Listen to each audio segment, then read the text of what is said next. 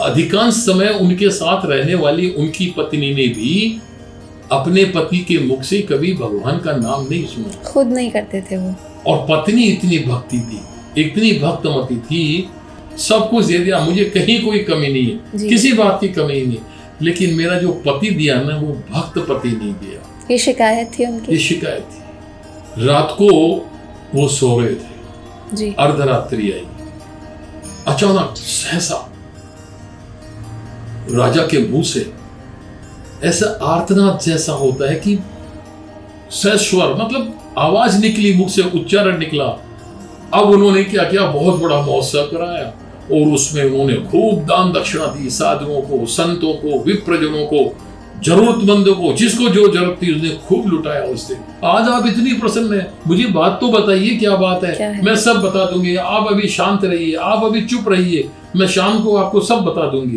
भक्ति को गुप्त रखना चाहिए या उसका प्रदर्शन करना भी सही है? मतलब सबको बताना कि ये किया मैंने, वो किया, ये सही है?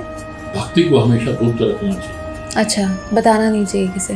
बताने से मतलब एक उसका झूठा प्रदर्शन कभी नहीं करना चाहिए कि मैं ये करता हूँ, मैं वो करता हूँ, ऐसा नहीं करना चाहिए। इसमें इस संदर्भ में एक प्रसंग है। एक राजा थे, वो इतने अंतर्निष्ठ थे कि वो अपनी भक्ति को हमेशा छुपा के रखते थे, हमेशा छुपा के रखते थे।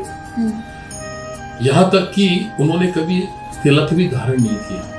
तो वो क्या मना करते थे या फिर वो मना किसी को नहीं करते, न्यूट्रल मतलब साइलेंट रहते थे इस चीज में?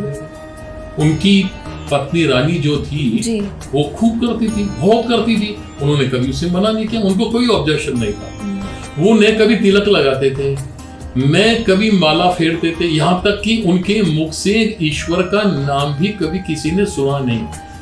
किसी ने क्या, अधिकांश समय उनके साथ रहने वाली उनकी पत्नी ने भी अपने पति के मुख से कभी भगवान का नाम नहीं सुना। खुद नहीं करते थे वो। और पत्नी इतनी भक्ति थी, इतनी भक्तमती थी कि वह सदैव ईश्वर का स्मरण करती, जप करती। अब राजा कितना था ये मालूम नहीं, लेकिन उनके मुख से कभी सुना नहीं, और वो सदैव ईश्वर के नाम का जप किया करती जी। और प्रदर्शन भी खूब करती थी, बहुत प्रदर्शन करती थी। लेकिन हम उसे, और तो ईश्वर से जब वो प्रार्थना करती, कहती ईश्वर आपने मुझे सब कुछ दिया है, सब कुछ दे दिया, मुझे कहीं कोई कमी नहीं है, किसी बात की कमी नहीं है, लेकिन मेरा जो पति दिया ना वो भक्त पति नहीं दिया। ये शिकायत थी उनकी। ये शिकायत थी। मुझे उनके साथ सत्संग करने का कभी अवसर ही नहीं मिलता, क्योंकि वो करते ही नहीं। मैं जब बात करती हूँ तो उठ के चले जाते हैं। उनके मुख से कभी मैंने ईश्वर का नाम सुना ही नहीं। ये ईश्वर से वो सदैव शिकायत करते थे, सदैव शिकायत करते थे। एक बार क्या हुआ, रात को वो सो रहे थे जी। अर्धरात्रि आई, अचानक सहसा राजा के मुंह से ऐसा आर्तनाद जैसा होता है कि सहस्वर मतलब आवाज निकली, मुख से उच्चारण निकला, ओम नमो भगवते वासुदेवाय। अच्छा। श्री कृष्ण गोविंद हरे मुरारी, हे नाथ नारायण वासुदेवा। ये 2 लाइन उनके मुंह से निकली। सोते हुए नींद में अचानक उनकी आंख खुली। किनकी? रानी की। राजा की नहीं खुली, रानी की आंख खुली।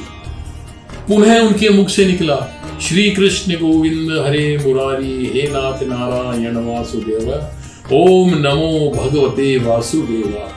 और रानी इतनी प्रसन्न हो गई, उसका मन मयूर इतना नाचने लग गया, इतना नृत्य कर उठा, उसे लगा अभी राजा जी को उठाऊं और पूरी प्रजा को यहाँ समक्ष मेरे सामने एकत्रित करूं और बताऊं कि मेरे पति, मेरे राजा पति ने आज ईश्वर का नाम लिया है। उसे पूरी रात्रि नींद नहीं आई। उसे लगा कब सूर्योदय हो और मैं कब अपने मन की भड़ास निकालूं। और जैसे ही सूर्योदय हुआ, उन्होंने पूरे मंत्रियों को बुलाया, मंत्रियों को बुला के बोला पूरे राज्य में बहुत बड़ा महोत्सव होना चाहिए, इतना बड़ा महोत्सव होना चाहिए कि आज तक कभी नहीं हुआ। वो मतलब उनकी कह सकते हैं उनकी प्रसन्नता, और लेकिन उन्होंने बताया नहीं किसी को जी। उन्होंने, रानी ने बताया नहीं कि कारण किस कारण से करने जा रहे हैं। और उनकी प्रार्थना भी थी ये, और उनकी प्रार्थना थी, उनकी अभिलाषा थी, उनकी अभिलाषा थी, वो पूर्ण हो गई।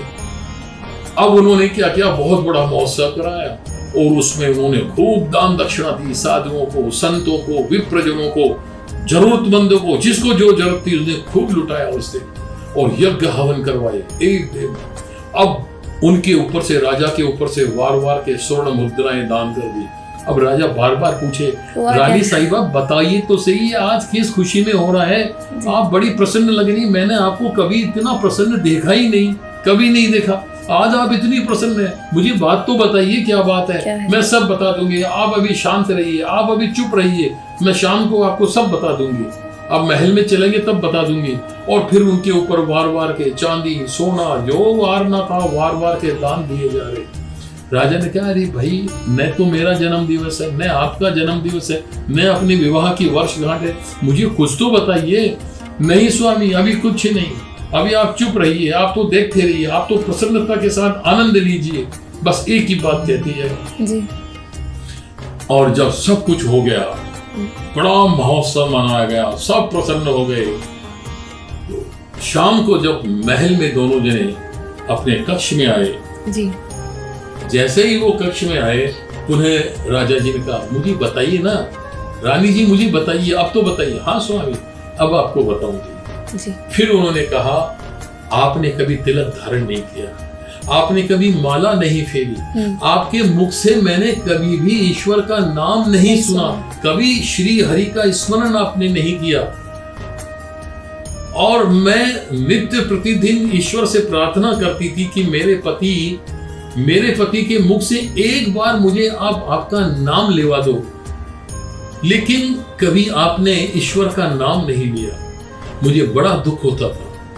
लेकिन अर्धरात्रि को जब आपके मुख से मैंने ओम नमो भगवते वासुदेवाय, श्री कृष्ण गोविंद हरे मुरारी, हे नाथ नारायण वासुदेवाय, ऐसा एक बार नहीं 2 बार मैंने आपके श्री मुख से सुना, तो मैं प्रसन्नता से भर गई और मैंने आज ये महोत्सव का आयोजन किया है। स्वामी, मुझे इतना अच्छा लगा, ऐसा कहकर के वो अपने पति के हृदय से लग गई, और ऐसा कहकर रानी ने अपने पति का हाथ अपने हाथ में ले लिया और बोली, स्वामी, आपकी वाणी में इतनी प्रीति थी, इतना अनुराग था, इतना स्नेह था कि मेरा रोम रोम पुलकित हो उठा।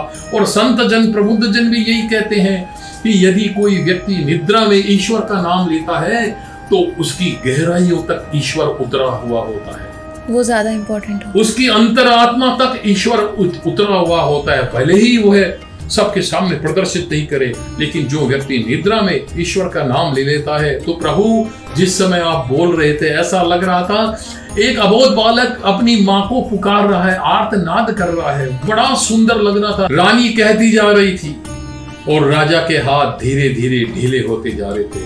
उनके अंतिम शब्द थे राजा के, हाय मुझे धिक्कार है, मेरी भक्ति प्रकट हो गई, मेरे से इतना भी सहन नहीं हो सका, क्या मेरी भक्ति प्रकट हो गई।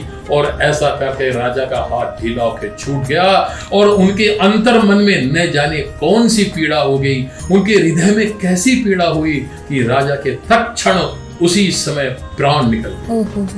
भक्ति प्रकट न हो, यही सबसे बड़ी संपत्ति है। इस संपत्ति को हमें अवश्य संचित करके रखना चाहिए। यही तो है गुप्त भक्ति, गुप्त प्रीति। आनंद व प्रेम तो प्रभु से लगाने में ही है। प्रेम व भक्ति वस्तुतः प्रकट करने के लिए नहीं होती, और जो प्रकट किए जाए वह प्रेम तथा भक्ति नहीं होती। भक्ति तो अंतर मन से होती है, केवल ईश्वर को सुनाने के लिए होती है, केवल और केवल ईश्वर को प्रदर्शित करने के लिए होती है, न कि संसार के सामने प्रदर्शित करने के लिए होती है। जय जय श्री सीताराम।